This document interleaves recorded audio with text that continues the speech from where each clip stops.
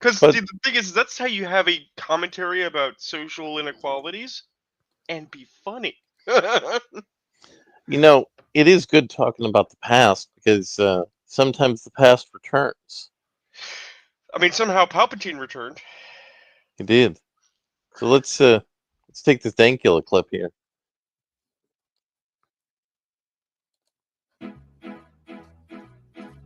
Chelsea will just cheap labour, alcoholism, and that place that has all the rice, filthy cockroaches, and thieving wee gypsies in the place that got fucking nuked twice.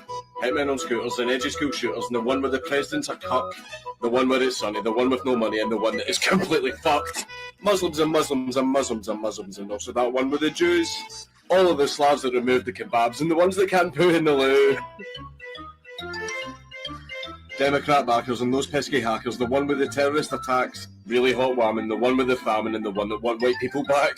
Pedos and ladyboys, boomerang chuckers, and that one that is really small, the mafia blackmail, a fat guy with nukes, oh, the fucking wall! AIDS, the one where they all touch kids, the one that has a really funny name, and the one that can suck my dick! Anyways, I thought that would be a fun opener for tonight. Welcome back, everybody, to the Church of Failure podcast. How are you guys doing? We're doing pretty good. Right. I'm so glad that I wasn't like pouring water or anything yet. I might have made a horrific mess with that bit of racism time. Is that where we're starting? Are we starting with racism time? Are we? No, we're talking about the past. Oh, okay. The glory that is the past. I thought you were supposed to let the past die. 9/11.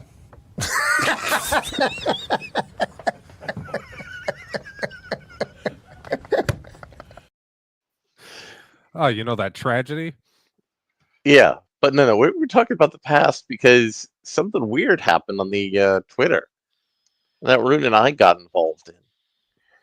Ah, you mean how what's old is new again and what didn't happen totally happened? That Wait, thing? Did I miss something? You did. You did. Yeah, Ayrton, in the way of being a blues man, you both missed something that was fake and gay. Oh, hell yeah. So don't worry, we're here to make sure you don't miss anything. So John De La Rose and Razorfist both decided to come out. I did see that. Well, yeah, they both decided to come out. I just decided not to. Well, I just decided not to comment on that because I have thoughts about it for the show.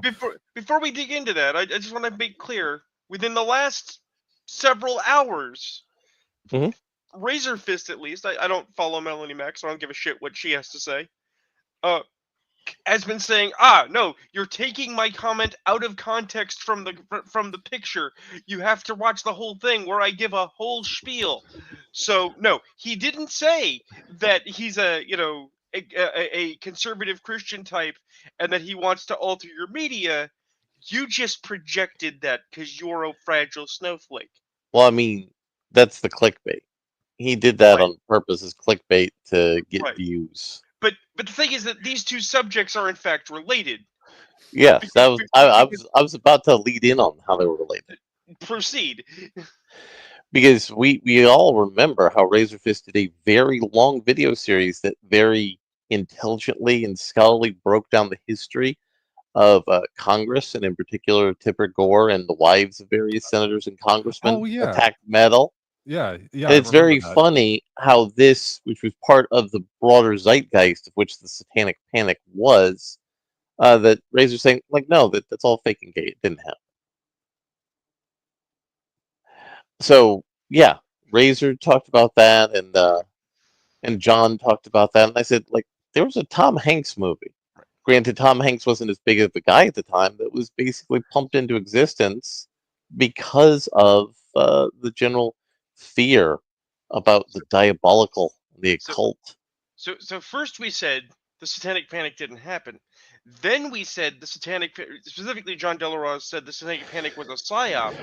Then we said that it was media manipulation. Right, but the fun part was it actually was a psyop, right? Yeah, I'm actually waiting for you to explain that one. I think that's going to be the one that's interesting to our theoretical listeners. Is you explaining how the CIA gives two fucks about D&D? Well, so here's the thing. There was a cult of hippie Christians called the Finders. And the Finders believed in what we we're. Do we have to talk about the Finders? I'm having a nice time. We started with some racism. I have some cider. Do we have to talk about this? We do, but it's gonna be. I believe it's a passing component of a bigger fake and gay. Carry on. Oh, okay. So the Finders were arrested because they had a camp and they were had various children who were adopted, and many of whom were foreign, and they were being what we call today groomed, and they were also being taken to the end product of grooming, and they were arrested. And the FBI came into the police station, much like that scene from the end of Lord of War. Knocked on the chief of police's door. They shook his hand, and the terrible cultists were taken away. And when the police officer used a back channel to ask the FBI agent, "Bro, what the fuck?" He's like saying, "Listen, man, CIA told me I need to pick these people up." So what the Finders was, is it was a Christian cult that was promoting certain ideas about, Satan, demonic forces wanting to corrupt your children, turn them gay, rape them.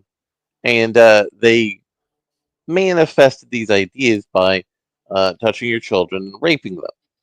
And allegedly, the purpose of the Finders was to run these sort of operations in other countries. But before they could run these operations in other countries, they needed to practice and develop their techniques. For those that just want the TLDR, it's the Fast and Furious scandal, but with children. Mm-hmm. And we only know what we know about the Finders because it got dumped in one of the FBI declassification dumps that happened at the end of the Trump administration. It was hidden in a bunch of JFK assassination files. No, it wasn't the end of the administration. It was like in the middle. No, it was like 2016. Not 2016, 2020. It was like 2020. It was like near the end, I thought. because I thought Jim's stream on the Finders was like in 2018. You might be right. But yeah, it happened because Trump was releasing JFK assassination files, and it was just hidden in the middle of a document dump about the JFK assassination. And and if anyone is curious about this kind of stuff, I wouldn't recommend reading through these files because it's kind of fucked up. But it's also kind of interesting as far as like socio-political dynamics from that era specifically. And do you remember those that one nursery school up in New England where a mom and son was running it, and they were accused of raping their children, and that there were tunnels and stuff involved? Not in New England. That's in California. That's the McMartin's daycare trial. Well, yes, it turns out that there's evidence in there that the FBI went in and found tunnels under the McMartin daycare, and that the McMartins were connected to the Finders. Although those tunnels were still a crawl space and were not anywhere near as available and openable as was presented in the media. No, according to the FBI, they were much bigger. When the FBI initially investigated, according to these now declassified documents.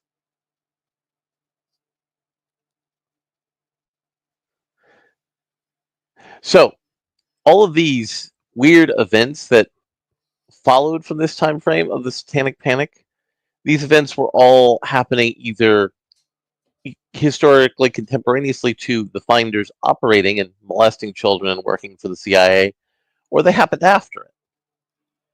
So, my thesis is that the belief of a vast satanic conspiracy to corrupt your children emerged from this cult and the CIA's activities with this cult. It was unintended intelligence operation blowback. Okay. Well, but at the time the Finders weren't really like a known.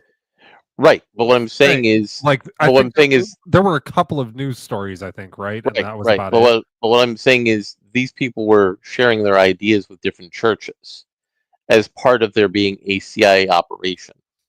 Different churches that would fund their missions into Africa and Latin America, where they would molest children and promote sexual instability. Yeah, I mean, I get the CIA connection, but how is it an unintended psyop that led to the Satanic Panic? That's Well- that one I can answer for you actually. Yep. Okay. Yep. So I have a Substack. If anyone gives a shit, I have a Substack, and in it, I have some obviously different opinions from Larry, but I made a very nerdy yet intellectual kind of big brain comparison. Because Satanic Panic starts in the '60s. Just a second. Hey, Heather. Yeah, we come back with interesting things now. I don't know how long you've been missing the show, but this is interesting stuff. So, you guys ever watch some Star Trek, even in passing? You watch some original Yeah. series silliness? Yeah. The original series is the only Star Trek I've watched. Cool. So you guys may remember the episode "Patterns of Force." They Mhm. go looking for a Federation historian, and he's disappeared on a planet that is, mysteriously extremely Earth-like because it's cheap to just reuse Earth, and it's And to reuse World War II costumes. Yeah, to reuse World War II costumes they've got. But the idea is that this historian was seen as a great, intellectual innovator because he said that history was not a matter of dates and names, but was a set of sort of circumstances, like the correct set of conditions and motivations, right? So, this guy, left alone to study a developing planet in secret, got the big brain smooth idea of what if I take advantage of these conditions, kind of keep a wrangle on the worst impulses of fascism, and replicate the Nazi Party for good. Because this reflects a kind of 1960s era misunderstanding that the Nazis were only misled. It could have worked. Which we now know it absolutely fucking couldn't. It was a disaster from beginning to end. But the important point here is that I go on a very lengthy diatribe talking about all of the things that happened simultaneously before and after the '60s that built up to the Satanic Panic. How they're all interconnected like snakes, right? Mhm. So, as for instance, the hippies are a counter reaction to the Great Society. The Great Society is a counter reaction to Kennedy failing. Kennedy's Camelot is a reaction to the extremely conservative return to normalcy era 1950s. Right. And the Manson family is viewed as the ultimate, final corrupt form of the hippies. Right, because their actions were so vile, so horrific, that it shocked people out of the free love movement hard for 30 years. And then then in tandem with that, you have Anton Sandro LaVey forming the Church of Right. Satan. And Jonestown, and now you've got this major panic that people are like, oh god, if perfectly good people are joining Satan and they're becoming hippies and they're murdering each other and then they're suiciding, who's doing this? Someone's responsible. And we decided it was Satan because after we had tried blaming that they're all crazy and it's drugs, and we started sort of toying around with the early idea of multiple personality disorder, we said that's too complicated. It's gotta be Satan because The Exorcist was a popular movie. Ayrton, Yep. break the glass. Yep, save the day. And yes, what happened was there was indeed a social component to the moral panic. You have all this information flying around. There are operations. I still don't buy in entirely on PSYOP. PSYOP implies that it is intentional, like we're going to manipulate your minds by design. I'm just saying operations were ongoing. Because remember, this is also the same area the FBI is actively chasing the Klan. So yeah, let me elaborate on the PSYOP a little bit further. Let me tell you a story involving my dad. He was in basic training in San Antonio, as was the way of the people of the Air Force, and it was during the time of the Cuban Missile Crisis. Right. And so our good friends at Langley were showing all sorts of specialized films about the Cuban people and how they want to rape and eat babies, and not necessarily in that order. All that good sort of stuff. How do you do it in the other order? It's best not to think about that, Eric. Well, you put the thought in my head, so now I have to think about it. Leaving a whole bunch of questions that don't need to be answered. You're pulling your Jewish trickery on me again. leaving a whole bunch of questions that don't have to be answered. Basically, they make the Cubans out to be the most awful people in the world.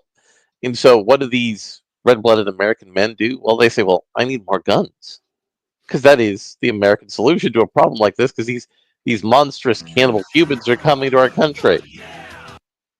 Yeah, exactly. So everybody was selling gear, including their gas masks, and they were going into town and buying guns. So one day, the head of the base held a gas mask drill, in which he pulled out the popular type of service revolver everybody was buying, demonstrated the proper way of cleaning it, and saying, now, if anybody were to say have sold their gas mask to buy this gun, there'll be 72 hours where you have to be able to present it, no questions asked. So a PSYOP doesn't have to have an intended consequence. Sometimes unintended consequences are a natural byproduct of PSYOPs. Right, and bringing it back to what I was rambling about, basically there was an op or ops to solve one problem, but it spawned from parents' rights groups, activists, and concerned citizens a multitude of other cyclical panics, right? Where the conditions were created and then people's motivations, which were, I have to say, it's horrible, as much as it hurts me to fucking say it, were essentially well-meaning to oppress and fucking stress the shit out of their fellow man, because obviously me living in my home, playing my little board games, and not bothering anyone, 43-year-old cripple who's outlived my parents, right? I am a danger to your Christian soul. Well, and see, that's the thing. I almost commented on the discussion, but I just didn't feel like getting involved with it. Now, let me add another layer to this here. So you have these concerns. I was going to give my perspective from that, because I'm a bit younger than you two. I mean, so okay. So I was coming up at the tail end of it, the late 90s, early 2000s. And I grew up like in a church family and all this stuff. And where Harry Potter was the devil. Yeah, no, seriously. I've never read the books, and I saw the first movie because of that, and I thought the first movie was boring, so I just wrote off the rest of I just wrote off the series entirely. That is largely accurate towards reading Harry Potter. But no, the biggest thing is I got into like the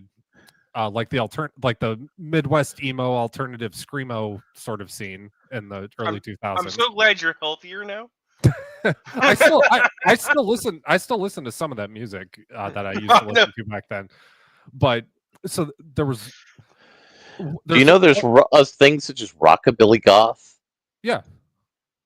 That is weird to me still.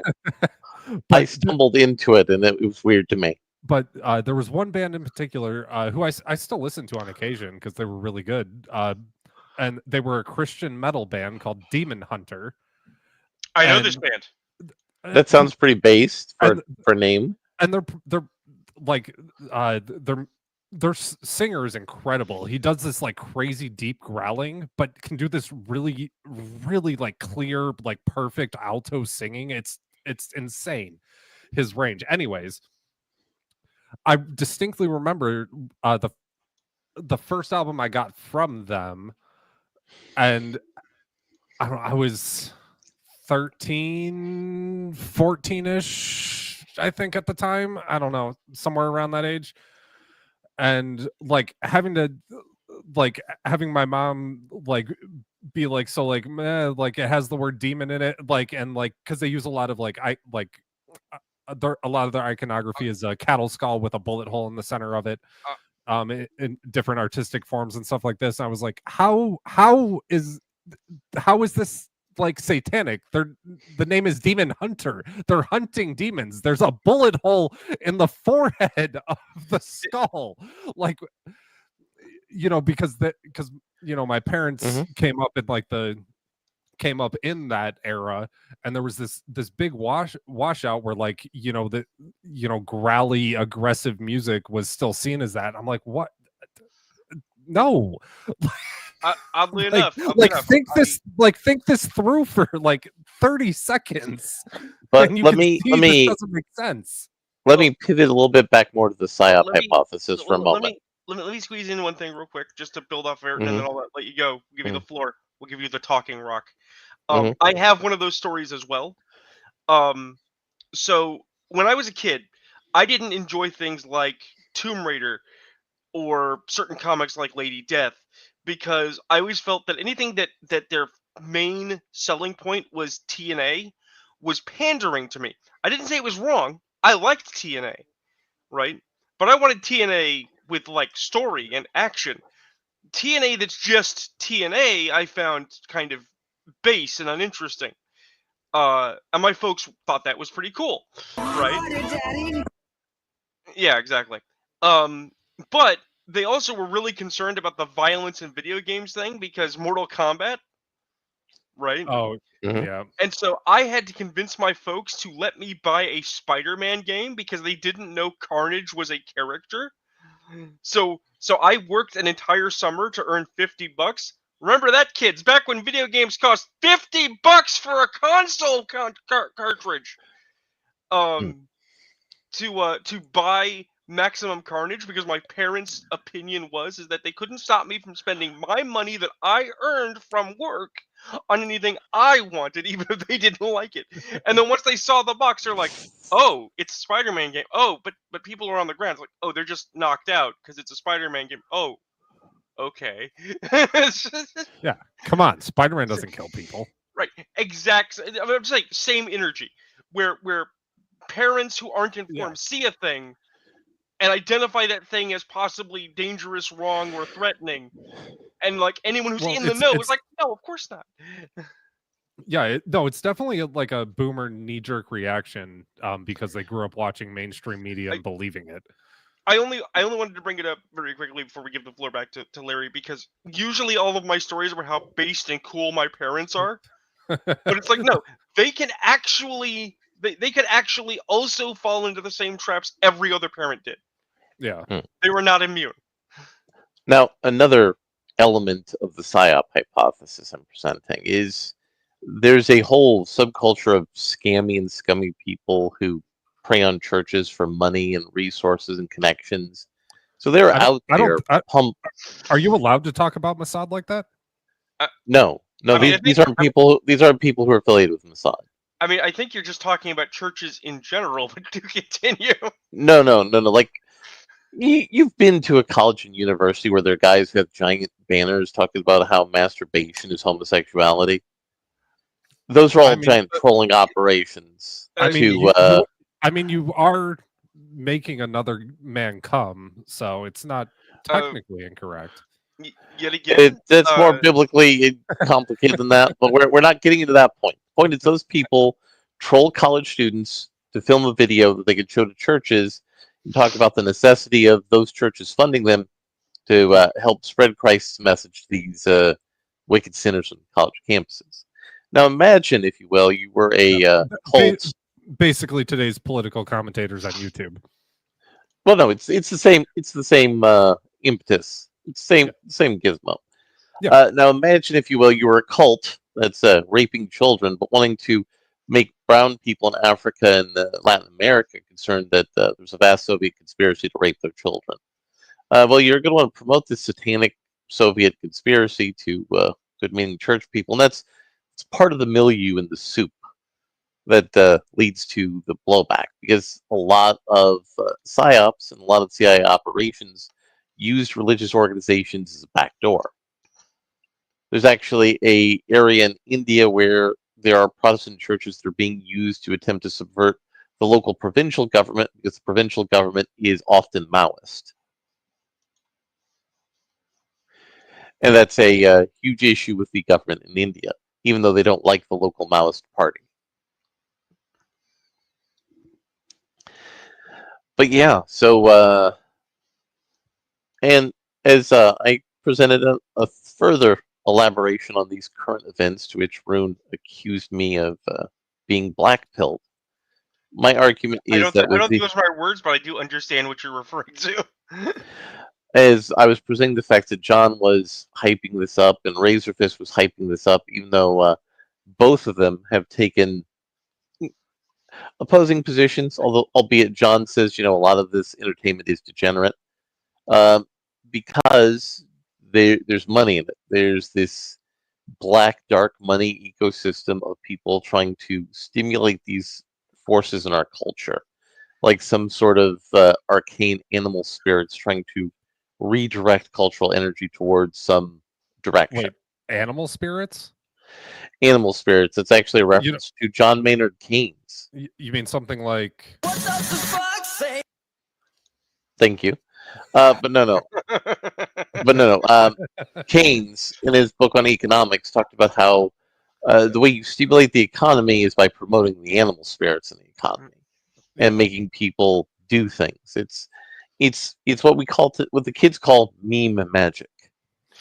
Well, if you're an actual academic, it's called symbolic interactionism, and it's actually one of the few things from sociology I think isn't bullshit.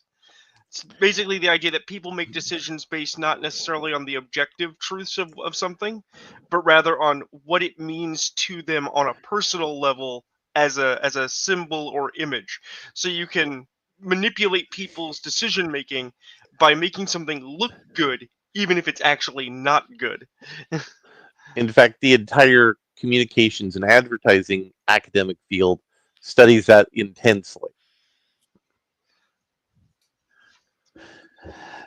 So, hey, Commander Classified. But yeah, that's my thesis is that there are political forces that are stimulating things in the culture war, and there's not a lot of good stuff to churn. So they're wanting to start a new satanic panic to sort of try to figure out the ethos of what's going on in our current Orange Man era. And see, that is something I will completely agree with. Like, I am down. Yeah, What I I can get was behind saying, that. what I was saying in the Twitter sphere, while my anger was still up and while I was needing my pills, is that I don't like that we're also at a stage in our internet-based dialogue, right, where the people that are doing stupid shit can actually use your responses to occlude their content, right? So Mhm. John Delarose says something patently untrue that he knows is untrue because he's a fucking liar, right? And then I go, "You're a fucking liar," and then you come in, "Well, he's not a liar. It's a grift. It's a psyop. It's a this. It's a that because of the Yeah. zeitgeist." And all these things are true, right? But then he's in a theoretical position to use that to opine that clearly I'm just a reactionary and he's misunderstood because he's actually got some kind of secret knowledge. There's no secret knowledge. He's a fucking liar. And we should call him a fucking liar. And I'm calling you a fucking liar on the internet live in front of less than a dozen people. But it's out there. Get on our YouTube. Come find me, motherfucker. Do you want to come on our show? I would love to call you a liar to your face. I would say grifter over liar. Oh no, he's absolutely a grifter. But I did actually respond to his one of his which threads, is a shame because I've been on a stream or two with him and he was cool then. That's the thing. It's artificial changing of positions relative to the conditions. What's good for his grift is what his opinion is now. And that's why I would say grifter over liar. Now, ironically, John Delarose is currently in a situation where Games Workshop is filing a false legal complaint against him. I mean, they are and they aren't, but they also. Well, no, they are. No, they are. I've seen some of the art. I can see the argument that it is visually similar. That is not what they're legally arguing. Oh no, I know what they're actually arguing because they've been trying to fight it with Heinlein for years. No, they didn't invent Space Marines. It's a nuisance lawsuit to make money. Yeah, always has been.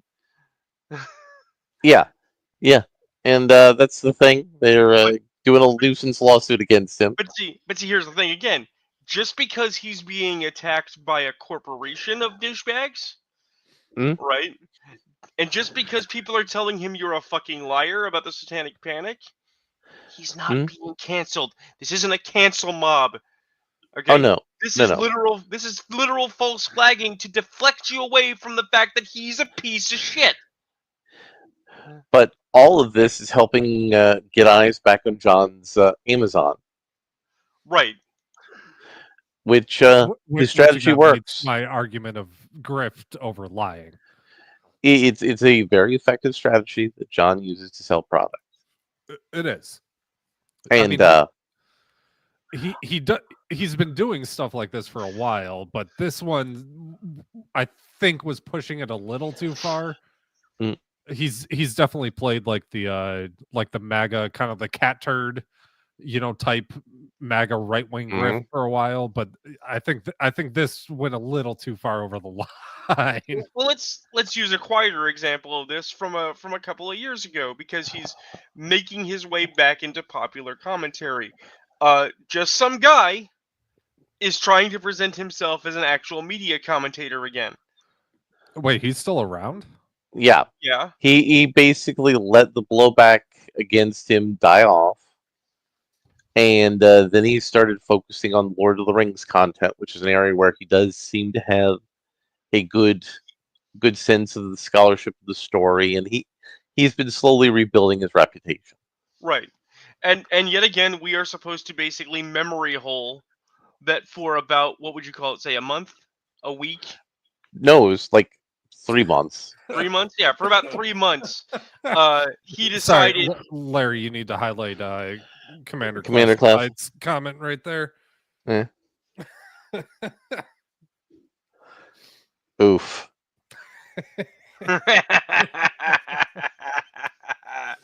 But for about 3 months. Now, what if the pink grips like the purple? Anyways. See, this is where my evil brain says, "Hey Joe, you should say that joke," and I go, "No," because I actually don't want to be thrown off of this show. Come on, out of all the jokes that I've said in however long you've been on this show, no, we will not go down that particular aisle of dark humor. I can't even parse it correctly. It's just the kind of awful thought that comes into your brain and is like, if you think about this, you could make something funny. It's like, no. What I will say though is, we're just supposed to memory hold though that for about 3 months, just some guy decided to try his hand at being woke, without endorsing the things that he had said before, because because yet again, a lot of this is, the pendulum has shifted. Now it is okay for us to be the fucker. And it's like, no, it's not okay for anyone to be a fucker anytime. The only time you can be a fucker is when someone is being fucked. And frankly, if you're fucking someone and they're liking it and it's happening in the privacy of your own home, that's your business. what if it's on a fairly secluded hiking trail that not many people go down? Does that still okay?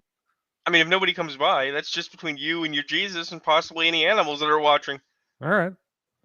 Give the squirrels a show. But now, in fairness to John, he was making comments on that because D&D is being retarded, as is usual.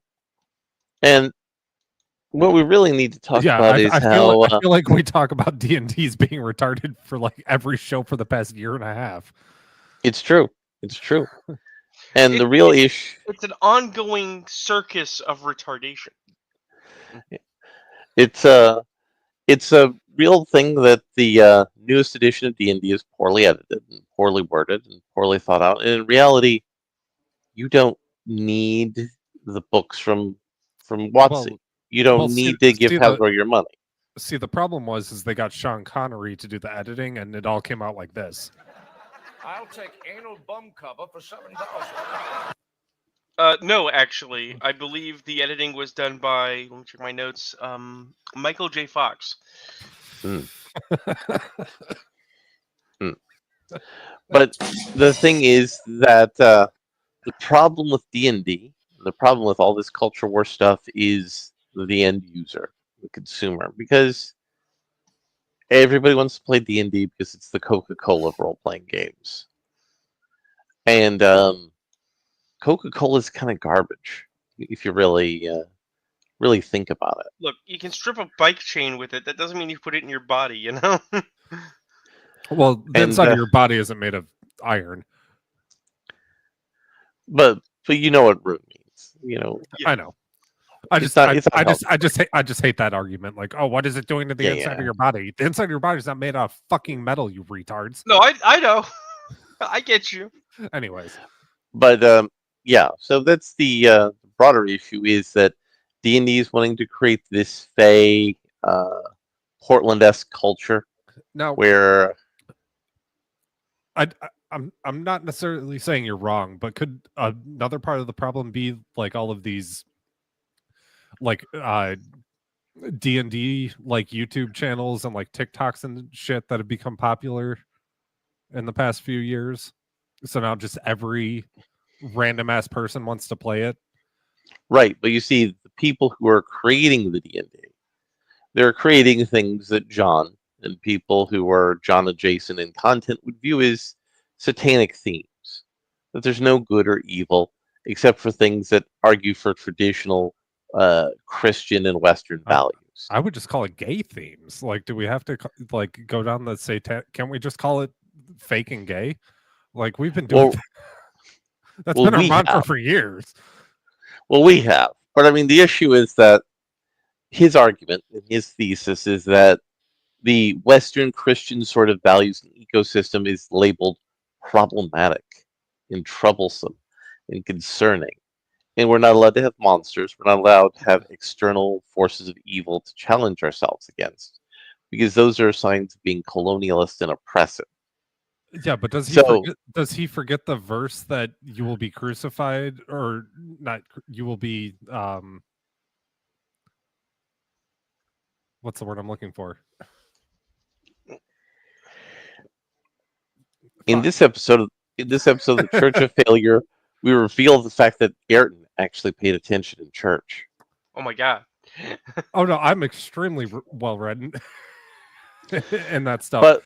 But he's not focusing on that deep of a basis. But he's focusing on the fact that this is a media that is promoting anti-Christian, anti-Western, anti-American values. Well, see, here's the thing, Persecuted. though. That's the word. You will you will be persecuted because of me. Yes. Like, does he just forget that that's a thing that Jesus did tell his followers? Oh, like- no, they absolutely do. The number of times that somebody has said something that is some kind of Sith-like absolutism about how to be a Christian, and it has flown in the face of not even difficult to find basic tenets, is like, what the fuck? So there are also Christians, reasonably conservative Christians, coming out and going, hey, whoa, bro, like hate the sin, love the sinner. What the fuck? You're Well, no. I'm just elaborating that. First of all, going into the classic, it's not happening. But if it's happening, it's but it's actually a good thing, and we're glad we're doing it. So I'm pointing out this is where the satanic argument about D&D comes from. You said in defense of John, but it sounds like you're just proving my points. Well, no, I'm saying it's in defense of John, as in saying his argument is not coming out of a completely malicious and griftery place. Well, let's throw another layer on the Barbie. Let's expand our palette. I'm gonna make this argument. The attack on D&D, and by extension your media, is another front in the long running, just about 50, 60 years old, 70 years old, attack on intellectualism. It's an anti-intellectual movement.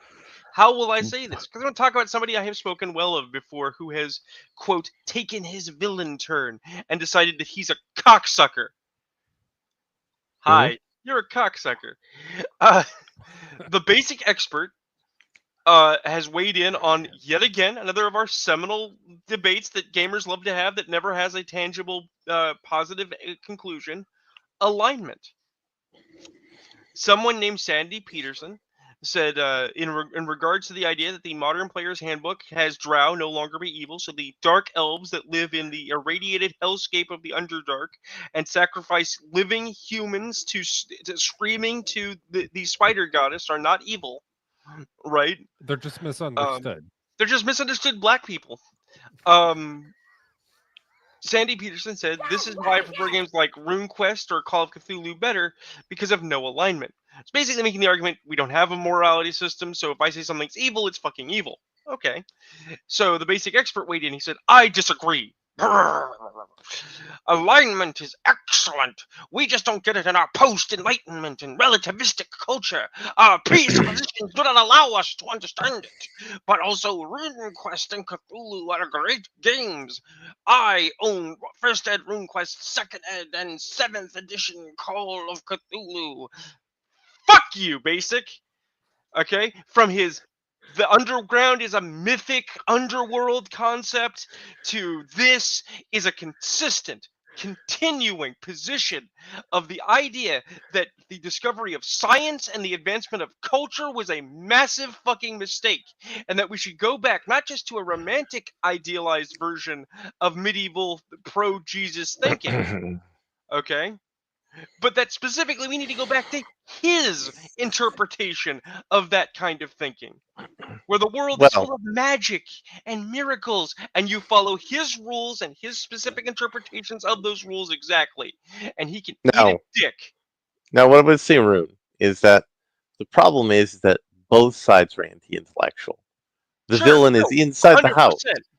D&D is run by people who are anti-intellectuals. The reason I have such a problem with this is because, and it's not just, oh, I am a smallest sample size. It's because I fucking exist. Okay? Because, hi, I'm a weird pagan, right? I have religious beliefs, so this means that you'd think that I'm some kind of knuckle-dragging, LARPing, face-sucking moron, right? But we are a weird hodgepodge for this conversation, aren't we? Oh, yeah. But somehow, at the same time, I am also a pro-science, active intellectualism, let's be red and philosophical, let's be politically neutral and flexible, and let's actually understand other people's perspectives kind of guy. I actively want to know what's going on in the world around me, because my personally held beliefs are not relevant to my daily living, right? So when somebody makes the assertion, right, that my media somehow is somehow made worse by intellectualism, they're literally saying I am the problem when I'm not a problem for fucking anybody. And if you then try to make the brand arguments like, well, Joe, you're fine, but it's the other intellectuals that are the problem, get dicked. Well, I mean, none of those people are intellectuals. That's the point. But on a related point to that, I watched an interesting YouTube video that I shared with you guys in the Duplate. Let me pull that up so we can share it with the people. I do love the people. Do I need to pull this one up? No. You don't need to pull this up. But I am going to share it so that the people can view this video when when they have the opportunity. So the title in the video is let me pull this up here, read it. The title of the video is I hate the fact that I was so confused why Church was in the chat. It's you. Yeah. Got it. Yeah. Forgot about that. Yeah, the title is Dune Prophecy is Pretty Bad. And what this video did as a thesis, and it was something that I struggled with while watching and then dropping the Dune Prophecy show, is like, this is bad, but I didn't put my finger on it. The reason it's bad is that there's no subtext, there's no nuance. Because like Dune, the book, has a ton of subtext, a ton of nuance. The characters do things, and you have to evaluate those based on the subtext and the nuance and the character relationships, right? You've read Dune, Rune. And have you read Dune, Aaron? I haven't. Okay, you've read Dune, I'm sure, Rune. I have not, actually, but I have some Dune Really? books. It's on my list of things I want to read. I am shocked. I do know, and and I'm only bringing this up because you and I know Dune is a massive investment. That's a huge book. Okay. So, and I'm only bringing this up because it's going to trigger Rune, but apparently the author sent like a manuscript to Tolkien, and Tolkien wrote back saying, "Well, I have nothing nice to say about it, so I won't say anything at all." That's Oh yeah. that was his only response. Oh yeah. 'Cause I Tolkien being a mean, bitch. but yeah. So the point is how in the show you're told by the characters what Wait. they're thinking, what they're Hold up. feeling. Hold up, Heather, you've read Dune? Yeah, Dune. I read Dune in high school. It's not that hard to read. I say the thing. I'm not saying it's hard to read. I'm just saying it is a massive time investment. It is a big read. I mean, I was able to read Atlas Shrugged on a car trip, so I mean, I can read fast. I'm so sorry. well, Would you yeah, like to go- show us on the doll where Ayn Rand touched you? No, I went through that period in middle school, so I read Atlas Shrugged like 8 or 9 Okay, times. so you've had time to like heal and there's scar tissue. Got it. But anyway, so to this point about intellectualism is you're not given a world with subtext, nuance, flavor, texture, so that you can experience it and evaluate it and come out of it with something of your own.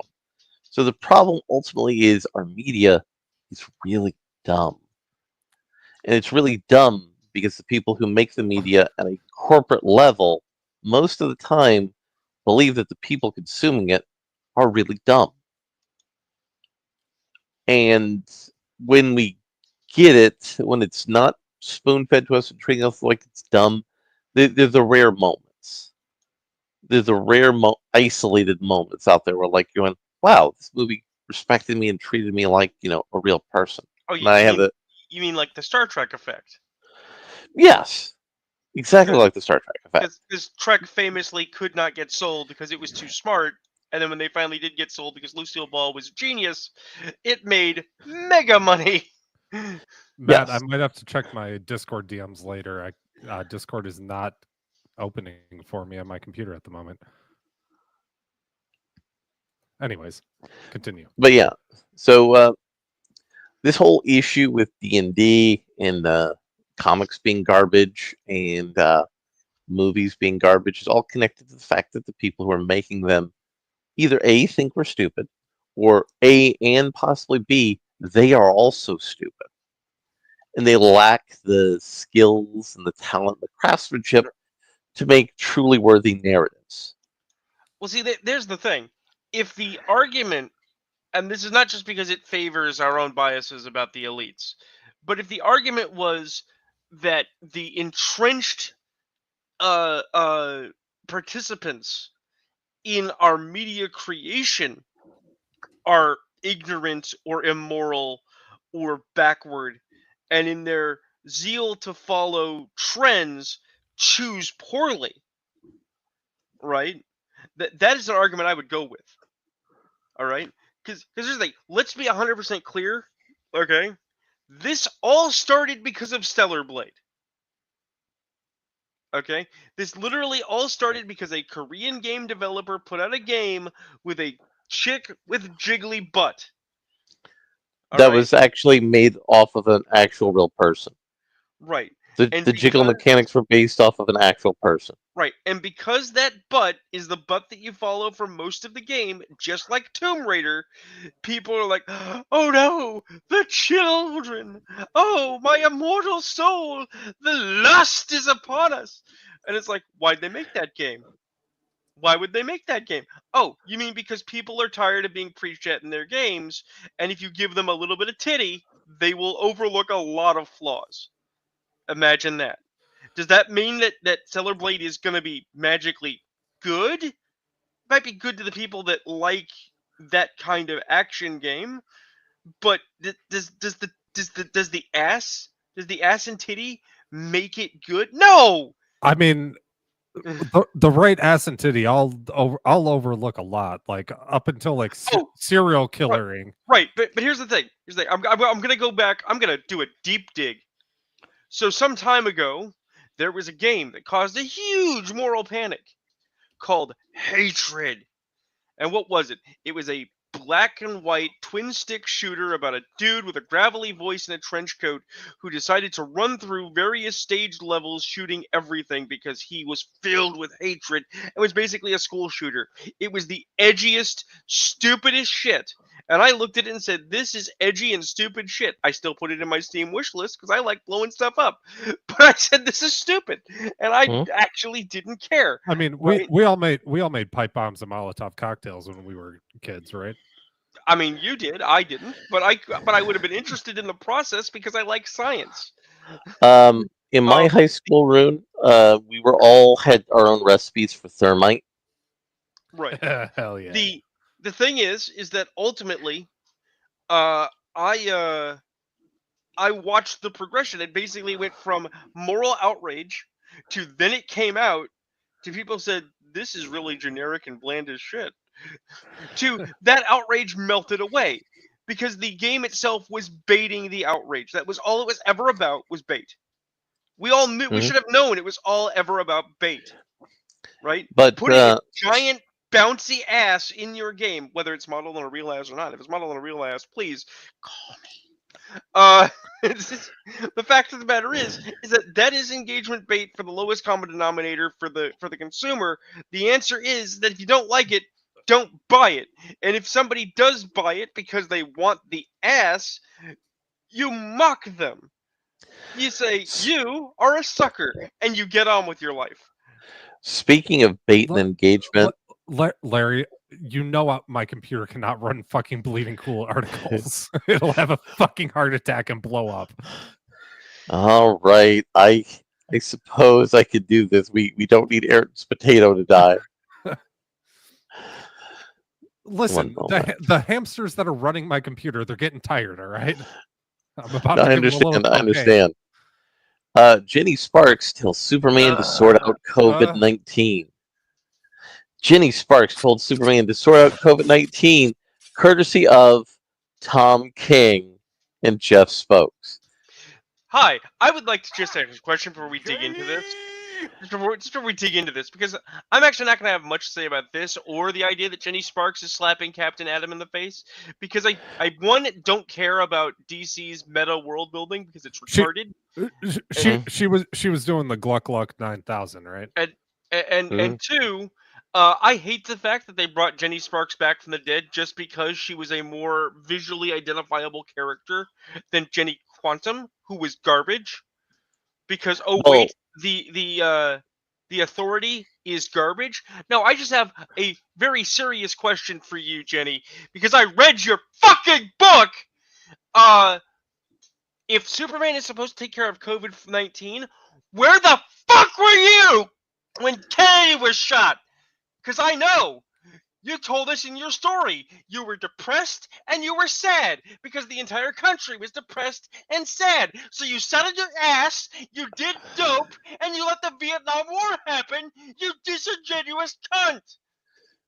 Yes, well, I am screaming at a fictional character.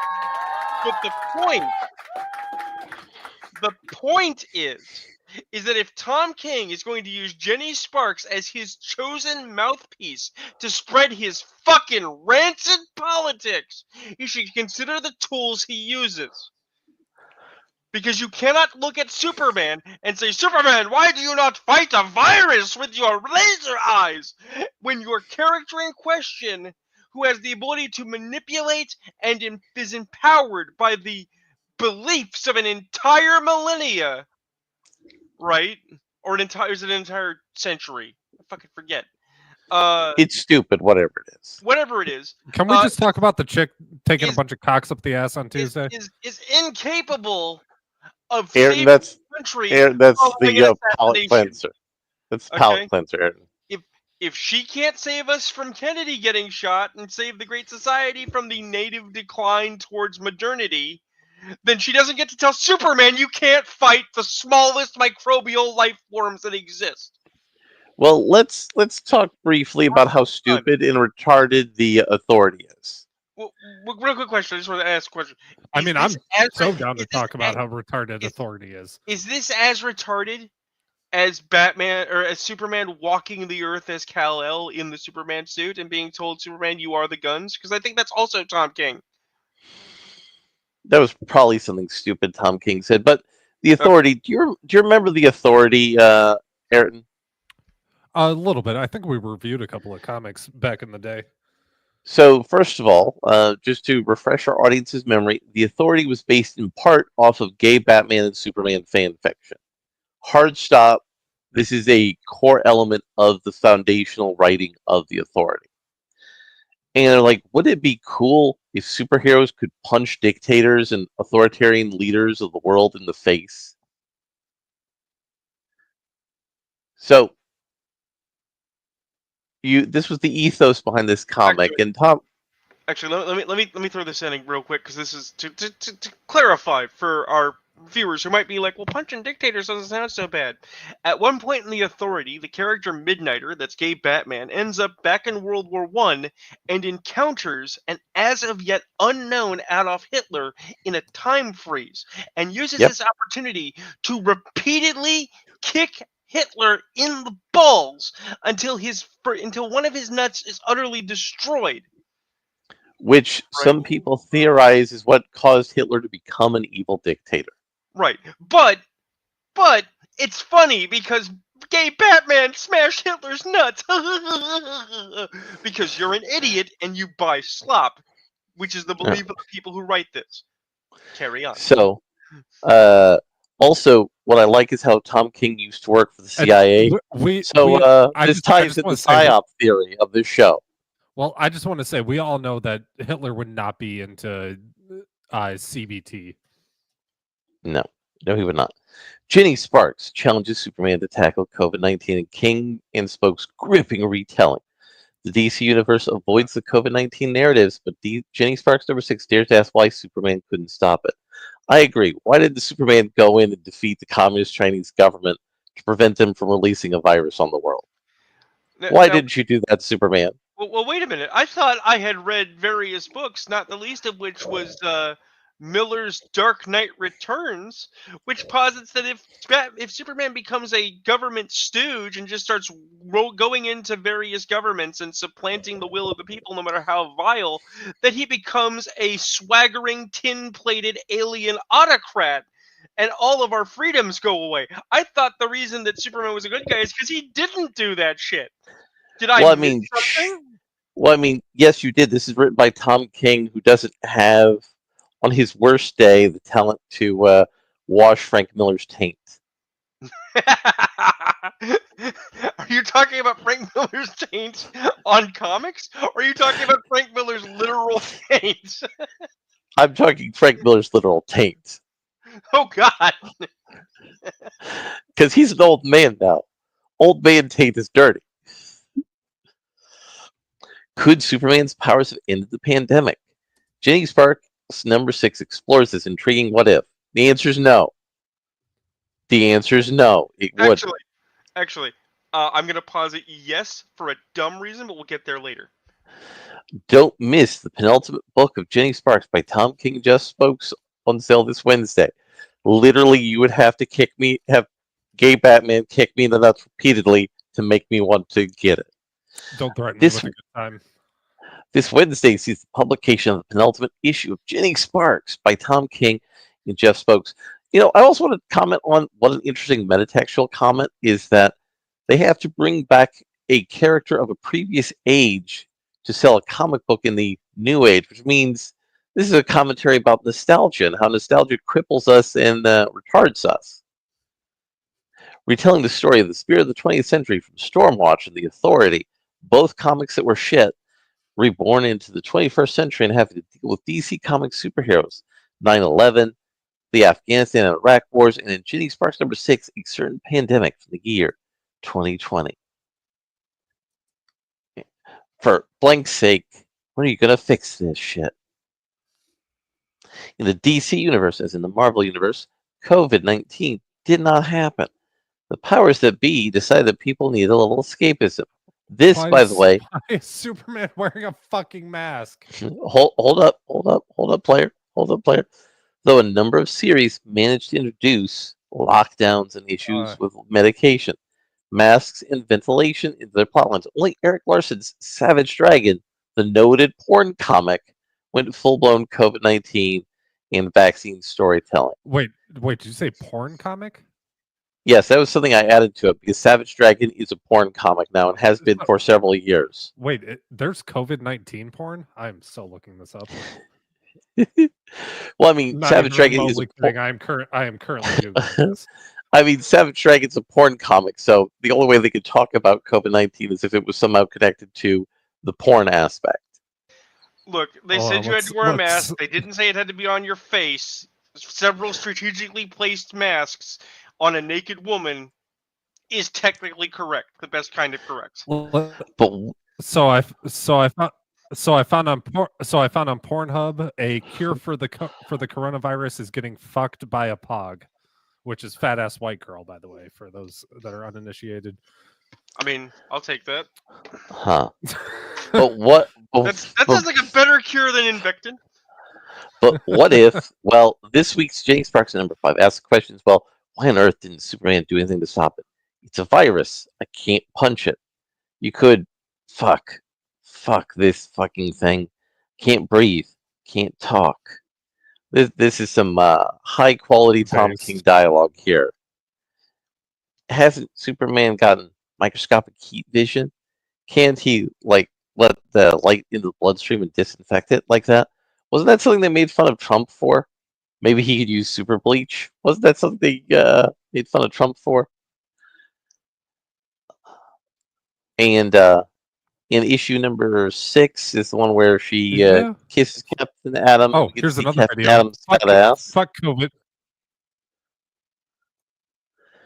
So yeah, this is some of the stupidity of the very intellectual people who work in comics. So here's the thing, because I made a controversial statement. Now I got to justify it. Could Superman actually stop COVID? Yes, but not because it's good. It's because it's stupid.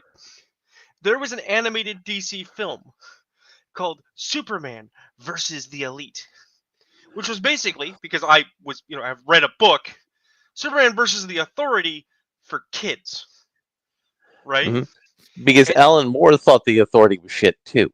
Right.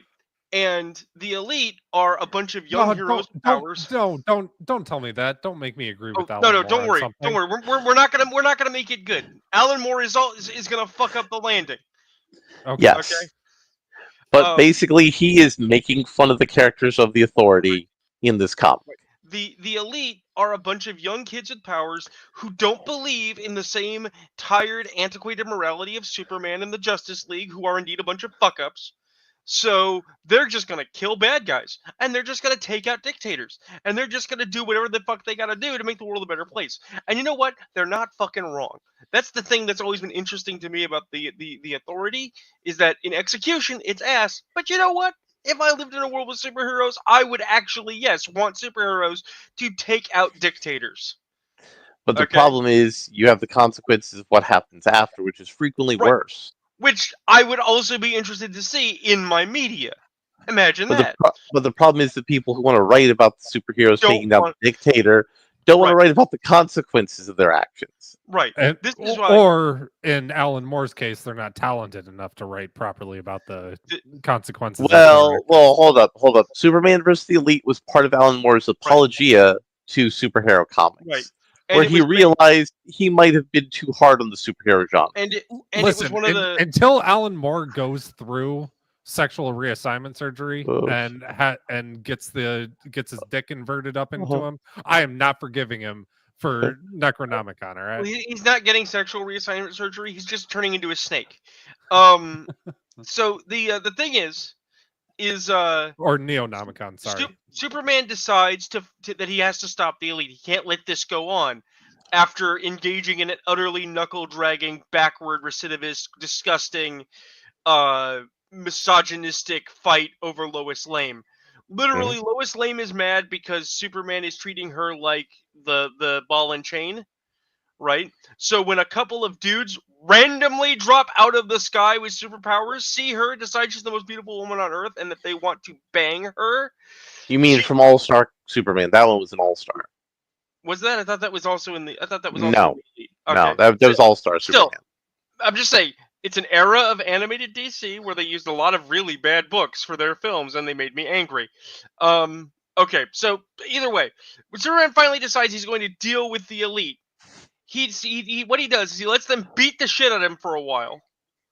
Okay, and then he decides, all right, fuck it. You know what? You kids are right. I'm gonna stop holding back, and he just beats the ever-loving fuck out of them, and he appears to murder them. He appears to cause widespread damage to the city. He doesn't care. Also, widespread civilian casualties. Right. Sowing terror with how much power Superman has. But wait, at the 11th hour, when Sid Vicious, the superhero, is on his knees begging, Superman, don't kill me! Crying like a little bitch. Right. Kal-El's like, well, you actually were never in danger because my super fast super robots were always here collecting every piece of glass, protecting every single person, collected all your friends. No one was hit, no one was hurt, no one was dead.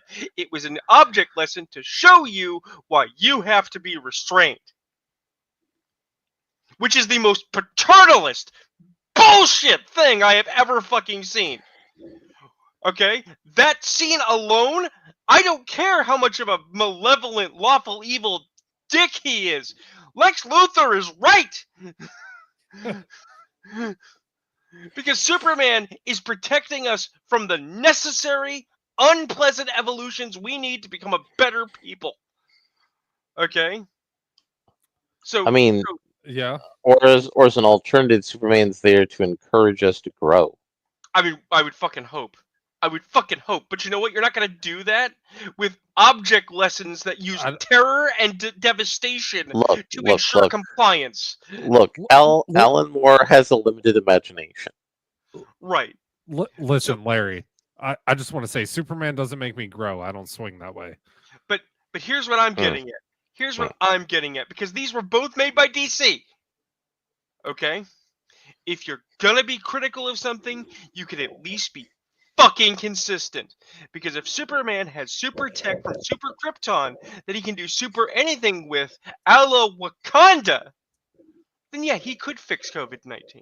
He could with his super tech. Which means the entire plot line didn't need to happen in the first place. It wasn't a comic. It was Tom King laying his dick on the table and saying, me want talk about Superman bad. He can fuck off and stop making books.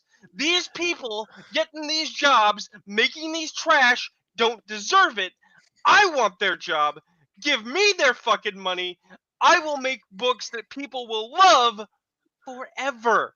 I'll do it till I die. I'll come in on weekends. I don't care. And on that note, I want to talk about something that's actually been good for comics. Something that's been positive for comics. That is not Eric July trying to say he's owning the old school and he's kicking out the old guard? No. Okay, good. So let's take a look at this little bit of fan art. I'm still trying to get this. I still don't understand. Yeah, I have no idea what's going on in this. What I need context. So the context is that this is the both comics accurate and video game accurate representation of Cloak and Dagger. It is not and their relationship. Accurate. It is not comics accurate. No, it actually was their original comics accurate thing about their awkward coming to terms with a romance. They've since abandoned that. I mean, if we want to go, if we want to go that far, original comics accuracy, Wolverine's claws were just attached to his gloves. Okay, so what we're actually talking about is they weren't into each other at the beginning. They became into each other over time. That's okay. Yes, I'm down with that. And this is a representation of their emerging feelings, which is something they have. Hold on. Like Cloak he's black, right?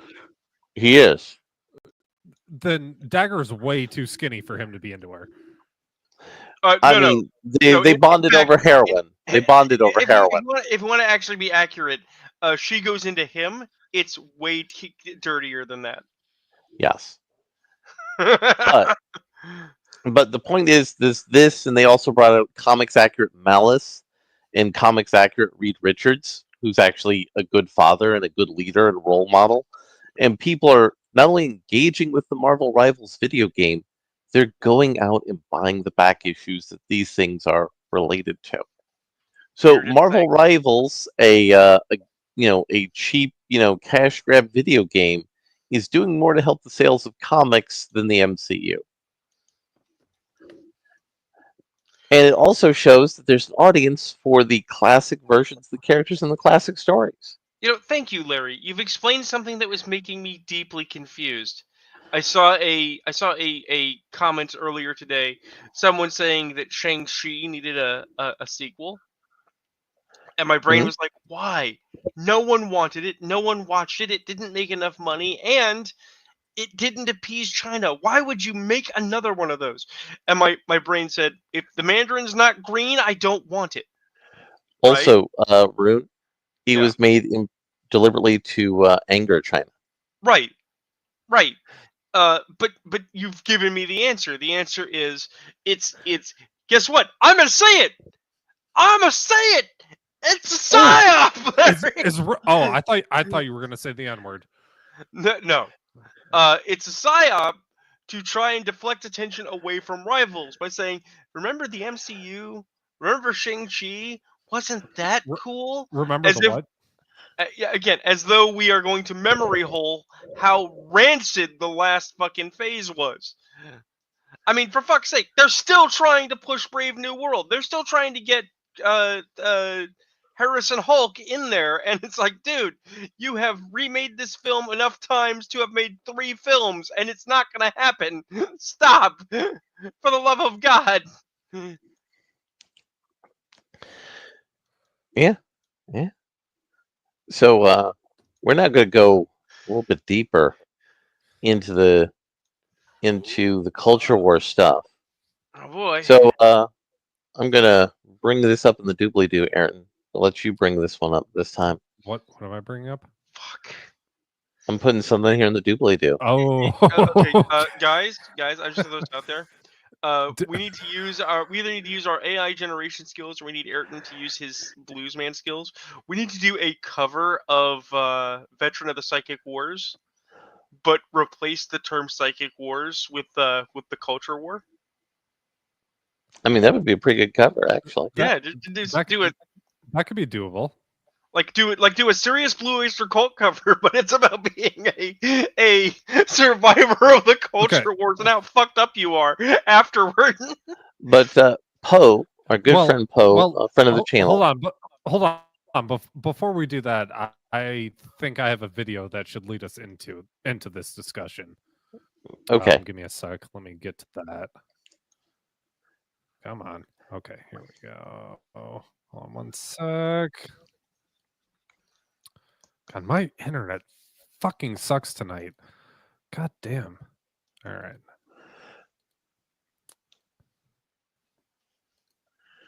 I mean, your internet is when you hit play. Do it. It is. All right. Microsoft has brought George Floyd back to life.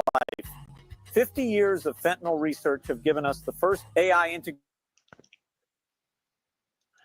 fully sentient nigga bot with 6 million megahertz per negro second processing speeds. Where hyper-strengthened carbon fiber neck upgrades, counterfeit money printer with direct auto buys into Floyd AI coin on Solana, perfected 3-point jump shot integration with a NeuroFlex data hustle chip. Are you fucking crazy? You're gonna make him too powerful. Galaxy gas plasma burners, gang sign translating software, Fent reactor mining cryptocurrency while you sleep. He is the only AI nigga bot capable of driving a Dodge Hellcat while shooting full auto Glocks. This cyborg nigga is not to be fucked with. See, all right. I those were words. I don't normally lean into those sorts of things that you find so very amusing, Ayrton. But I appreciate craftsmanship. And whoever came up with that worked really hard to find ways to make those sound like actual science terms. So, Poe commented on a New York Times poll. That popped up on my that popped up on my feed like the first thing. I opened Twitter yesterday morning before going into work, and that was like one of the first things I saw. I mean, Twitter knows you, Ayrton. So Poe is It commenting does. on a New York Times You'll have to poll, and I'm gonna. you have to reshare my screen. Okay, give me a second. I fucked up. My bad. There we go. So Poe is commenting on a New York Times poll. Society's gone too far or not far enough, or too far or far enough, commenting trans people.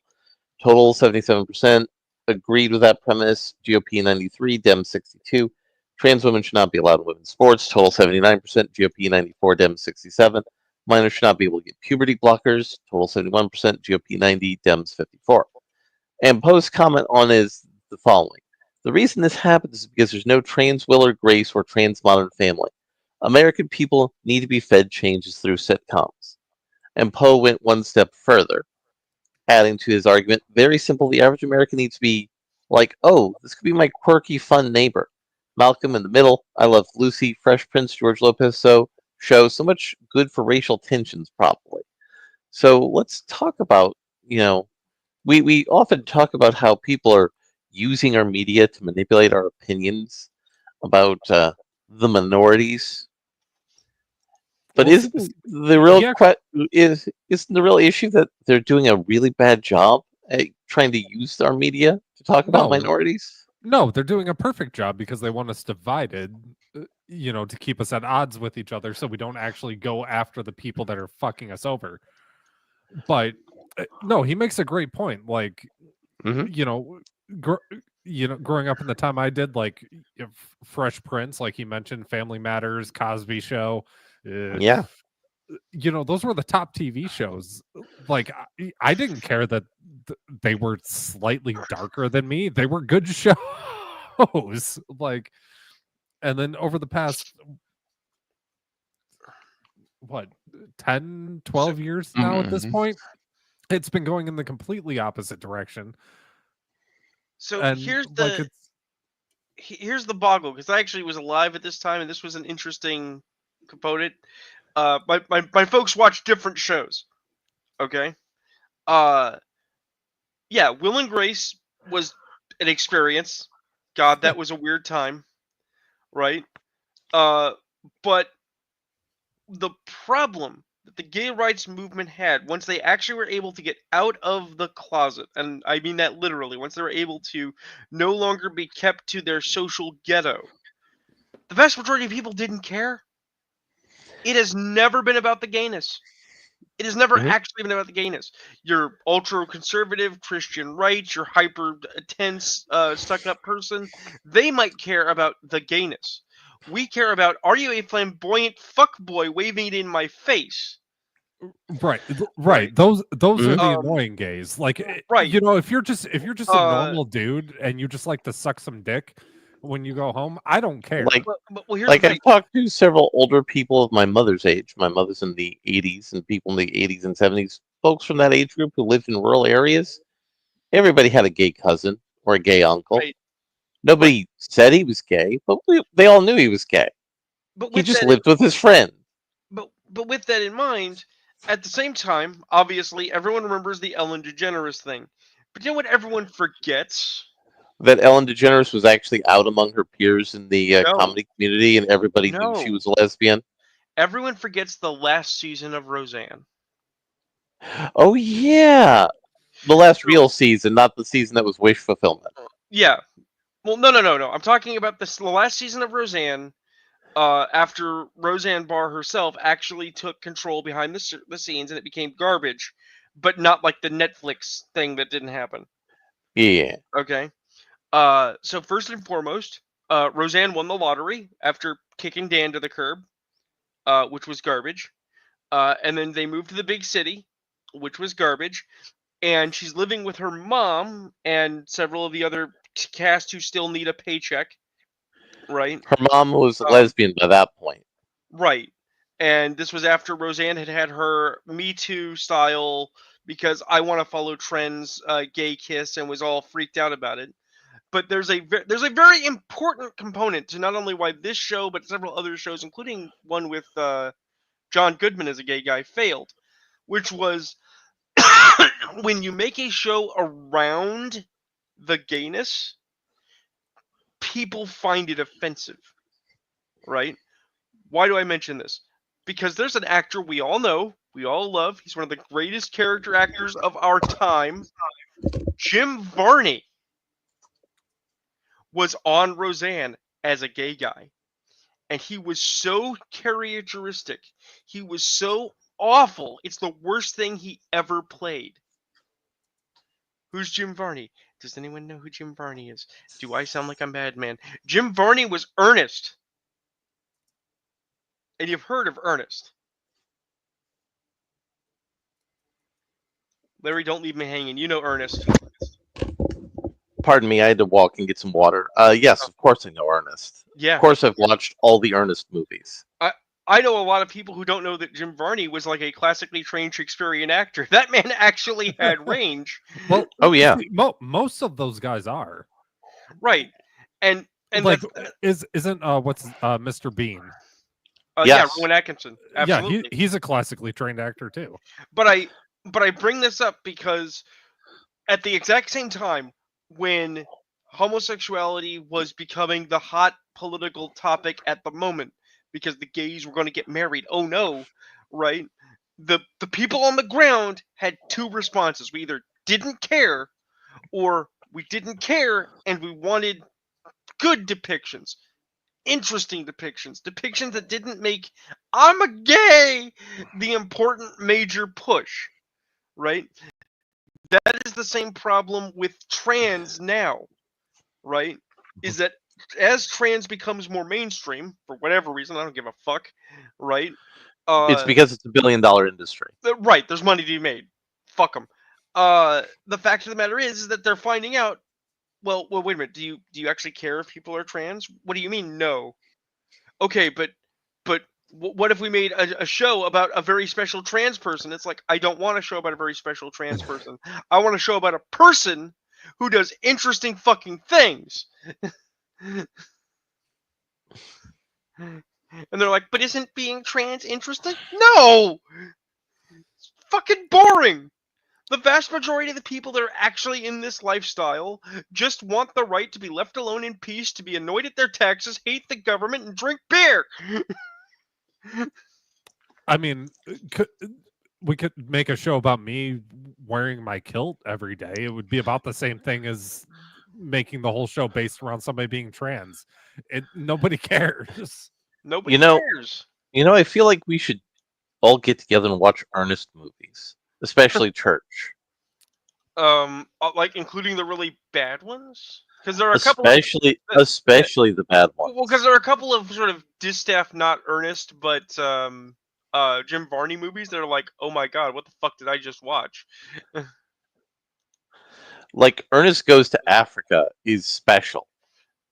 I've never seen. How bad is it? I mean, you can imagine how bad it is. Well, because I have to say, as we are considering this position, I have shit taste. Just unlike Ayrton, I don't choose to share my shit taste with the world. Mm-hmm. Now I know that Ayrton in the back of his brain's like, you motherfucker, what are you talking about? But no, what I mean is I like Ernest, obviously. Ernest is great. I also grew up watching Pauly Shore movies. Mm-hmm. Because I was a kid, and I liked Pauly Shore. Pauly Shore was neat. And yet I know people that would outright proclaim that Pauly Shore is garbage and that I should feel bad for even considering it. Yeah. But yeah, so we're going to talk about the British chick now. Which British chick? You remember the chick that had sex with like 1,000 dudes? It was 100 dudes in 24 hours. 100 dudes in 24 hours. She's also done 1,000 dudes now. No, that's a different British chick. Yeah. Well, no, she was going to do 1,000 dudes. That's right. She was going to do 1,000 dudes. This other British chick beat her to it. Yeah. So she has now switched her challenge. Which do you guys think during like her next gynecological appointment? I don't think he's going to have to use forceps to look inside her. Well, no, that's not a thing. But this next one's going to be for a gastroenterologist because The dangers of extreme anal sex as Lily Phillips announces backdoor challenge. On Tuesday, January 21st, Lily Phillips will be having anal sex with as many guys as possible. I mean, that's one way to prep for a colonoscopy. So, I mean, what I gotta say is her PR team is doing some great work. She's getting covered for all of her misdeeds. My question is, I'm sorry. You said she's what? getting covered for all her misdeeds. She's getting covered all right. Yeah. Thank you for picking up what I was putting down here. Well, I mean, that's what happened when she had sex with 100 guys. She unfortunately ended up getting a lot of stuff in her eyes, so to speak. Now, I have been told by the internet that you can just remove that with the generous application of urine. I'm gonna have to get a professional opinion on this. Hold on a second. Well, we do have an excellent professional opinion from Brian James here. Oh no, she's gonna need a colostomy bag. Like, But so I'm curious. Hmm? Like, typically when you're gonna do, some like you're solely doing anal, right? You Mhm. want to clean up back there, That's if you're polite. That's if you're Yeah. polite. Right. An enema, shoot some stuff up there, get it clean. What is as many guys as possible? That's a little ambiguous. I'm gonna assume she's going for a big number in the hundreds. Like, I mean, I think she'll do has she just 3 been or doing like 4. has she just been doing like a juice cleanse and like fasting the past couple days? Because like shit's gonna pour out of there, or she's gonna get impacted. Well, I'm Like- going to assume that her PR people have hired on a couple of zoo workers, and they're just gonna have those giant hoses and kind of lean in and like every now and again between a couple of guys. Yeah. That was actually something that happened when she was having sex with 100 guys. I wish I wasn't making that up. Wait. Wait, they pulled up a fucking fire hose and washed all the cum off of her. Yes. What after Because she- after guy one? I like don't 20? want Like- to be right like- about this. Because she had to turn around the workspace quickly. So Oh, she they- needed to they- get cleaned off. Why do I have to be right about this? I don't want my shit posts to be right. Okay, so I want to be wrong. so a philosophical question: where is the cutoff line if you have to be in the line of 100 guys? Where's the cutoff for the number you would be at? The breaks. Well, Brian, fun part about that question is when she did the 100+ guys, she actually told people they needed to bring friends because she was afraid she wouldn't make her number. So that's a better question: is what kind of position would you have to be in for a buddy to say, "Hey, man, I'm going to do this chicken and gangbang, and she's wanting to get more people in there. Can you come in with me to be sloppy 95ths?" Look, that person is not your friend. No, I need you guys to answer my question. Where in that line are you cutting it off? Like, you're not going to be past like guy number 1. 12 or whatever. No, 1. 1. And to be clear, the assertion of well, one, which I 100% agree with, is not about the freshness or the perfection don't- of the body. I don't want the psychic and emotional Yeah, context of See, being like guy yeah. number 58. yeah. We don't want the subsequent psychological damage of any number of other dudes after. See, but I say 3 is the cutoff because you have 3 different holes you could be in.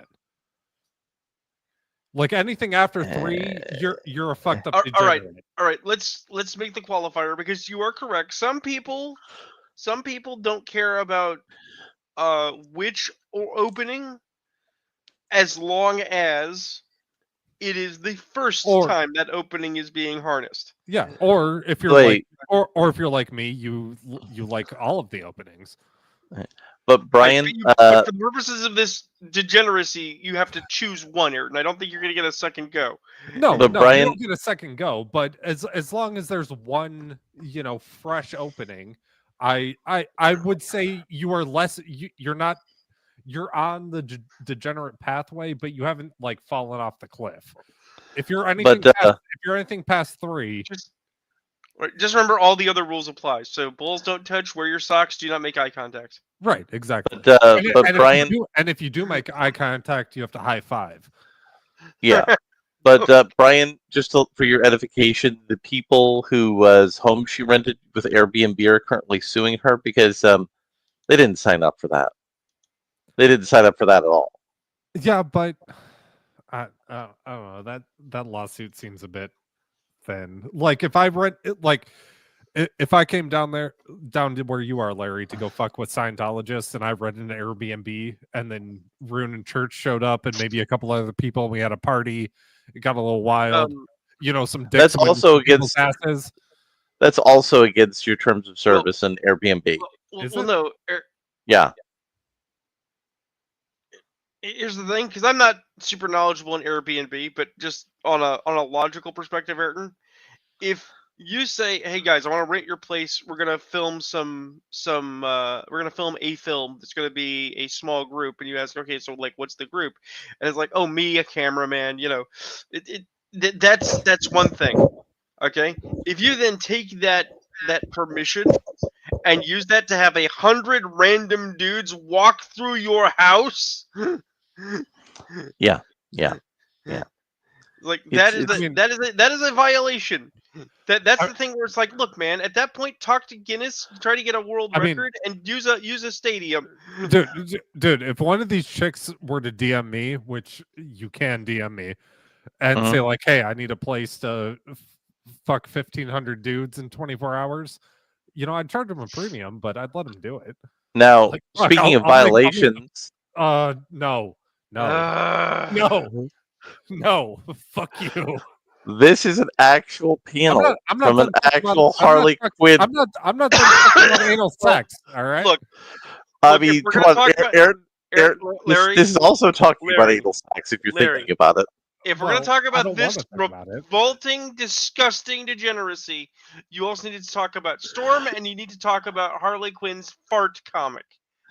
Okay. We already talked about Harley Quinn's fart comic. Yeah, but we didn't talk about Storm's feet pics. That did not hit my radar. Oh, let me send you that, because that's only slightly less vile to look at. I still want to talk about anal sex. But related to that is this comment by Commander Classified.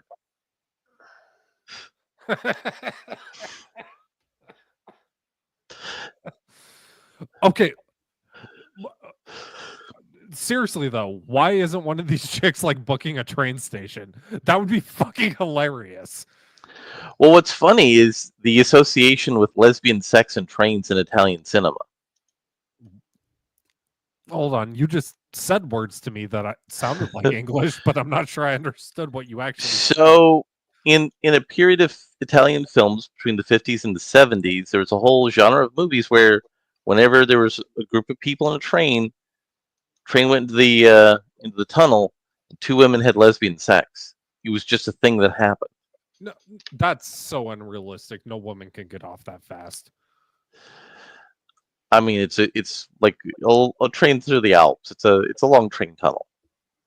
Still, no chick can get off that fast.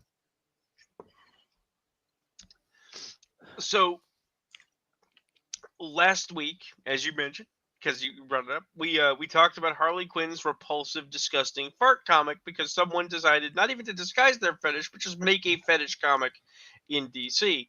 And not to be outdone, Marvel has given us the link I just put in the private. In the private? Yeah, I haven't pulled up Larry.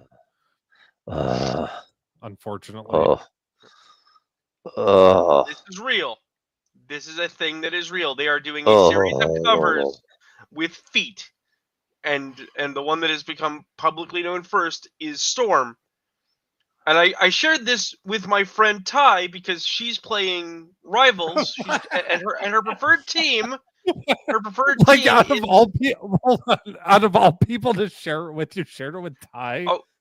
Oh yes, I expressly shared this with an angry black woman because she's playing Rivals and her preferred team is Storm, Thor, and Dude. Captain America. Dude, her grandma's gonna hunt you down and skin you alive. I have argued before that her grandma is now my adopted grandma, to the extent that I have told Ty before to when her grandma like comes to the house to be like, tell Nana that her white grandchild says hi. And the best part is that Nana says hi because she actually has accepted it. So I got some delicious chocolate family. but anyway, and then not to be outdone, DC decided to do that other thing, which is fucking cancer that makes my eyes burn. I mean, this is cancer, but at least it's not making my eyes burn. Because it's so abstracted that there's I don't care. Like, feet don't do it for me. What's the socio-political commentary on having Storm show her feet? That she is a proud, liberated Kenyan woman who don't need no man. All right. But lads, I want to give us something. I want to give us something more positive to wind down with. Oh, can it be this video about breast milk that I have? No. That's gonna be the cherry on top, or the cream on top, if you will. I have seen that video. I did not watch it, but I have seen it, and I went, "Good God, no!" So as you know, TikTok was briefly banned, and Chinese users on RedNote, after asking about salaries of TikTok refugees, beneath are all the nice Chinese propaganda or tons of poor people who have no voice. Let me read some of these for you. Hi, Americans. Can you guys tell me what your job and truly how much your salary is? Hi, Americans. Can you guys tell me what your job and your salary is? You know, that's nice. And you see here, it's like, I work as a sales associate and I make $17 an hour with 12 to 18 hours a week. Production designer, $260,000 a year. Disabled, I get $9,000 a year before taxes. Blah blah blah blah blah. And you know, all this is pretty normal. And now here's the Chinese translations in the red. I don't want to read the comments anymore. Why is the salary of American nurses 6 times of us? Because communism is gay. I work at a stomatological hospital with a monthly salary of $505, meals and expenses $273, daily expenses $137, remaining $95. And yeah. So it's a little this sad, is also, frankly. It is. This is also related to the broader decline of TikTok, and Neon from over in Clownfish had an interesting point to bring up. TikTok gets snapped and the media freaks out about the poor creators who suddenly lost their livelihoods. Google effectively snaps thousands of niche websites earlier this year with the algorithm change, and nobody bats an eyelash. So what do we think about the fake and gay concerns about censorship of TikTok? I mean, it's gay for the government to do that, but TikTok is also gay. And well, like no, but internet platform. No, but I'm referring specifically to the concerns about all these people who are enriching themselves on this platform. Whereas, you know, there used to be Google websites that would tell us things of like, hey, this obscure book about this obscure fictional thing, there was actually a French role-playing game based off of it. We've translated it from French into English. There used to be websites like that all the time. Yeah. And now they're not, because Google is Thanos snapping those things out of existence. I mean, so why the concern over propagandizing young people to a political objective being censored, and not, you know, actual useful things that enrich our lives on the internet being censored? See, but again, you're asking the wrong person these questions, because anytime the government does anything, I'm against it. Well, what do you think about it, Roan? I actually do not have a strong opinion. It's not because it's not something I should have a strong opinion about. I should, but because it is such a complicated quagmire. Very much for something that's similar to what Ayrton just said. I have always been consistently confused about why we suddenly decided China was a trustworthy trading partner and someone to rely on. Okay, and I don't mean because they're commies and therefore evil. Although that's an argument you could absolutely make. Okay, I'm saying they were partners with what was for 40 years the new axis of evil in the form of the USSR that they supported and actively damaged developing East Asian nations, right? You know, it was never the problem of North Korea is going to become communist. It was China is supporting North Korea to become communist. Weirdest thing. Also related to that, the North Koreans were kidnapping people, selling methamphetamines, and the Chinese government gave them cover. Right, and now, it's like China wants to aggressively acquire Australia. The Australians have said, but we don't want to. And China has tried to. I'm not kidding. I saw it. I watched the fucking report. The diplomat in question said, you have to think of China as a big panda bear. And if you don't give us what we want, then bad things will happen to you. And they want to claim Taiwan. Like Taiwan has no say in the matter. This is an aggressive imperialist communist power, and it always has been. They have never been our friends. They are not our allies. They are not interested in our well-being. They're not buying our debt and good conduct. They're disingenuous, scheming fuckholes. And I don't care if they're the biggest market in the world by population density. They don't want our shit. And if they did want our shit, they'd steal it and make their own distaff version anyway, because that's what they fucking do. Listen, again, if you're part of the government, any government, I hate you. No, I get that, but I'm saying I don't care if it's China or if it's the U.S. No, I don't give a fuck. But what I'm saying is I don't understand the mental gymnastics one has to go through to be like, well, in my granddad's day, China was a bad, but I'm a new man, so China good. It's like, no, China government. If government bad, China bad. China is still bad. They didn't stop being bad and magically become good because you sniff farts and you huff fucking fairy dust. Yeah, no, it's a bunch of boomer neocon bullshit, like Red Scare. It's all that same shit. Nothing new under the sun.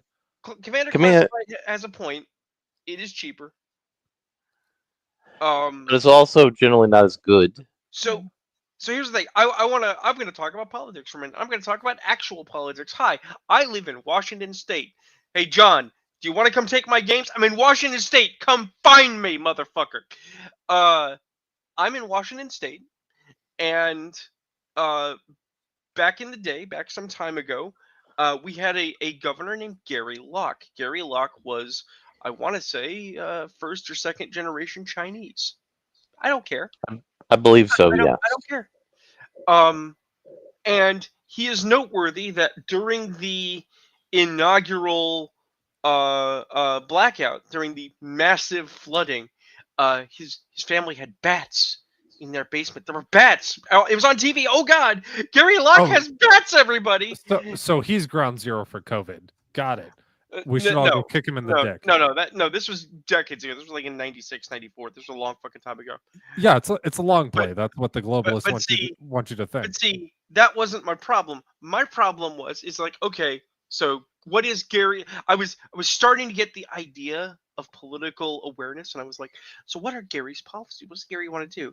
Gary Locke, governor of Washington State, an American state, wants to improve our trade relations with the Chinese auto industry. Oh, how dare him! What? and my brain was slipping a wheel because I'm like, shouldn't those auto jobs be here? Shouldn't we be doing that shit here? Why are we sending that shit there? Now, mind you, this was years ago. As a kid, I didn't have the full thing. I didn't understand things like what Commander Classified saying is like, hey, it's cheaper, okay? But this was the start of a creeping bias I have. Sometimes I'm very Wait, embarrassed by it. are you racist against Chinese people? Little bit. Oh, that's fantastic. Oh, it's not just the rest of us that are racist. But here's the thing. I'm aware of it. I don't enjoy it.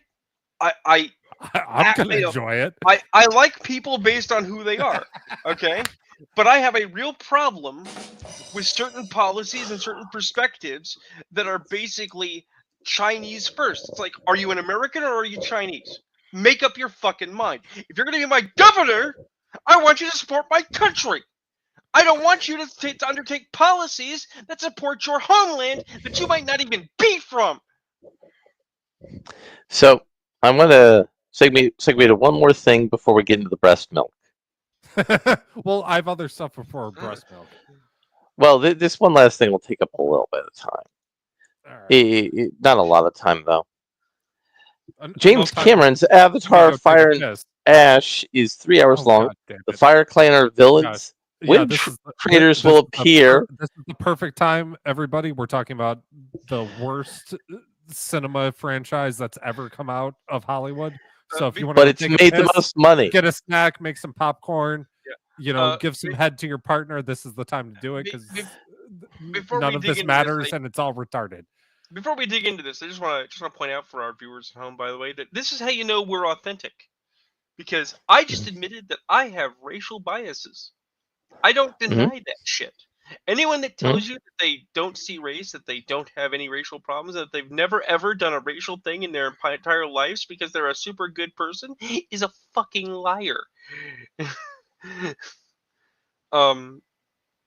And also, Larry, I still believe I had the perfect answer to this. All was well. All was tree penises and communing with our ancestors until the Fire Nation attacked. Exactly.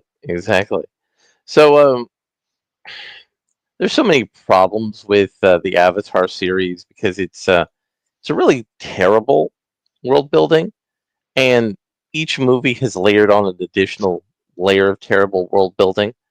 So now we have an air nomad clan that are merchants, and we have an aggressive fire-based people who support the capitalist expansionist policies of the colonialists. You know what's going to happen. The Fire Nation's going to exterminate the Air Nation. Can the Fire Nation attack me harder, Daddy? Exactly. So, Ayrton, I give you the floor for the debauchery that you have ready to present. All right. Let's see here. We'll on a related note to that.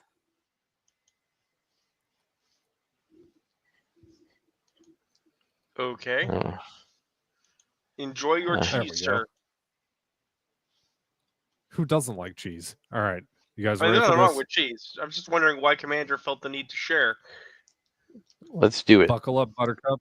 Did you know you can dehydrate slices of burrito and blitz it up with salt into a burrito seasoning to both season up some chicken thighs to go inside my mini burrito, but also go on the outside with some flour to coat and deep fry until golden and toss in some buffalo sauce, which of course then all need to get wrapped up into an even bigger burrito. You can then load into a food processor to make a burrito-ish burrito paste, which is the perfect base to make a tortilla dough, which can then get cut and rolled out into a cook it over the heat.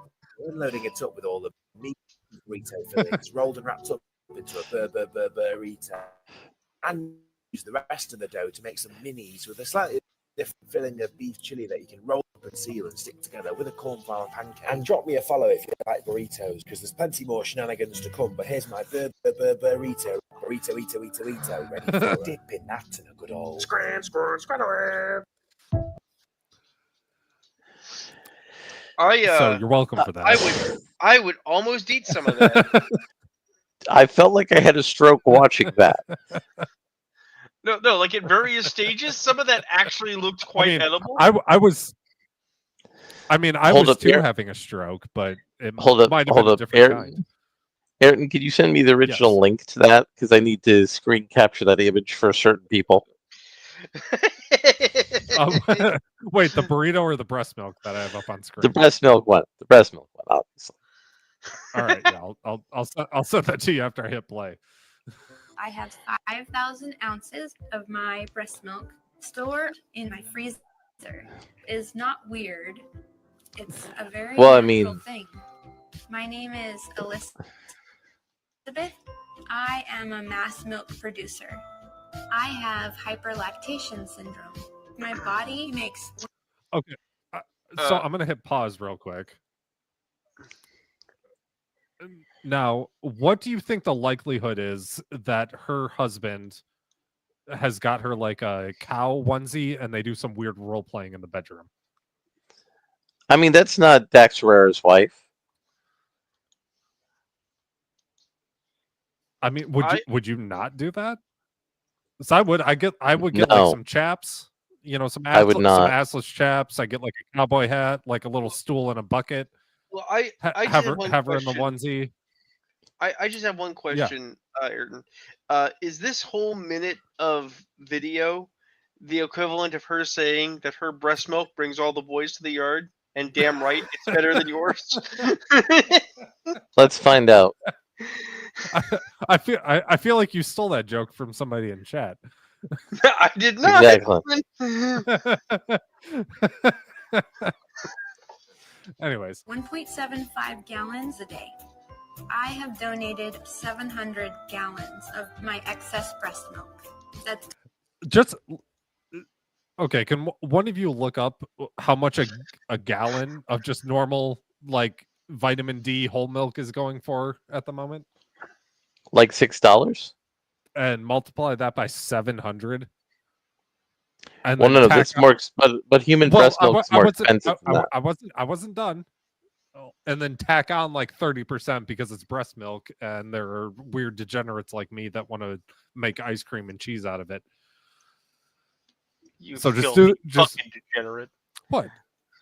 No, you said you were a word degenerate. I was agreeing with you. Just do the math real quick. Give me the number. Aaron, I got something better for you. I asked Google AI.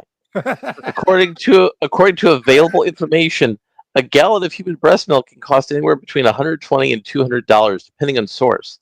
As an average price per ounce of a donor's breast milk from a milk bank is around $3 to $5 per ounce, which translates to roughly $48 to $80 per gallon. Huh. All right. Twice the world record. Pumping is like an Olympic sport, and I am an elite. It sure is, Arnold. It is not fun. My breasts do something about this. I have not gotten a day off in 3 years, but it makes a huge difference.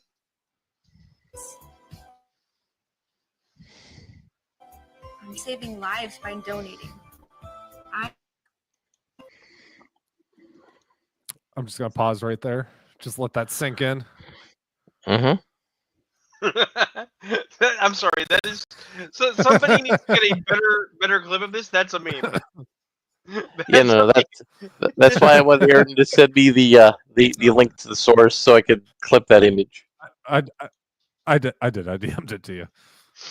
Excellent. So, like, I think we should, pull our money, buy a bag of breast milk for the show. We can write it off on our taxes. And, no. I'll pour it over some like Frosted Flakes or Lucky Charms or something, and I'll eat it during the next show. Actually, I'm gonna change my stance. Yes, but not to do that. I have a different idea. I have a better idea, Aaron. Okay. I'm gonna do a deep pull. I'm gonna pull somebody up we haven't mentioned in a long time. We pool our money, our pennies. We buy a thing of breast milk. We send it to Stuffy Bunny.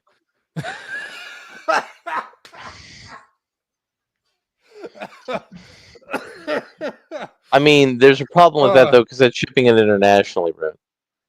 I like where your head's at, but there's EU regulations about that. Damn, right. They might not let the milk into the country because it's not pasteurized. Well, we just have to find British breast milk and pay for it and have it sent to her. I mean, we all know what Stuffy Bunny's viewers want. They want Stuffy Bunny to drink Stuffy Bunny's breast milk. Dude, we want to see Stuffy Bunny drink breast No, milk. I really don't. Yeah, it was your idea. No, I don't want to watch it. I just want to send other people down the path of degeneracy. Yes, but if she does that, we're watching that video. I mean, yes, I have made my peace that I will have to suffer through that. Okay. Anyways. Just like a pasta fazola when you just like.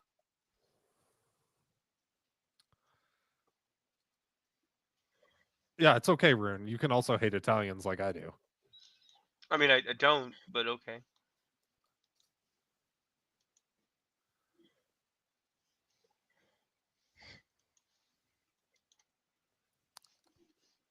All right, so I finally found a Indian street cooking video. You guys ready? Is this the guy who uses his hand to stir the food? Probably. Again, another one. Or is this the guy who lets the rats go into the food? I don't think there's rats. I don't. Let's actually play and find out.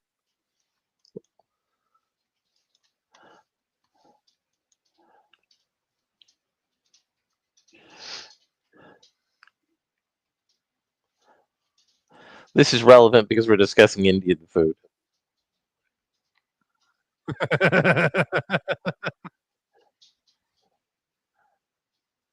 Oh, Ayrton, His this is answer like is once cultured. Yeah. But I mean, Ayrton, this is actually tamed by Indian food cooking standards. I mean, give it time to cook. He'll certainly find some way to make it horrifying. He's cooking eggs and Coca-Cola. What are you talking about? This is tame. That is actually in South Asia a common cooking ingredient. I mean, they step farther from God every day. It is in Colombia too, but it's not Coca-Cola. There's no. In the Philippines, they use it in their recycled fast food. All right. I often have to explain to people the idea that Asian food is not food as we understand it in the West, and they're like, "What do you mean?" It's like because the vast majority of Western culinary logic comes from France. The Italians hate to admit it, they really do, but like, France won the food wars, guys. They invented most of what people do, because the Napoleonics were powerful. In China, there's no idea of like a cut. They just eat every part of the fucking animal. Are you really telling me this isn't horrid? Not by the standards of Indian street food. He put Coca-Cola egg slop on a fucking leaf. What do you mean? No. Dude. By the standards of Indian foods for street food, this is actually extremely clean and sanitary and wholesome. Ayrton, we gotta understand is that it's gross. It's not rancid. Also, there's an Indian street food guy who literally cooks using rancid meat that has bugs on it. Dude, the last time I drank a fifth of whiskey to myself in one night, this is what it looked like when I threw up. I mean, no one is discounting that experience. No. But we need to if we're gonna do this, we need you to step up your game to get the really good high quality material. I mean, I can do that. Let me go over to YouTube real quick and I'll just keep sharing my screen because you know what's about to happen. You guys got to choose a drink, a appetizer, and an entree. I mean, we got 2 minutes, sure. We can go a little over. Sure, I'm saying. All right. I'm just saying, if we wanted to, we could stop now and actually. Got my home pit. We've got we've had some epic Joe rant. We've had some I've had some fun. All right. Well, I guess if Larry's going to call me out again, no. this is what we're doing. Oh no! Oh God! All right. Larry, what have you done? So. Good night, everybody.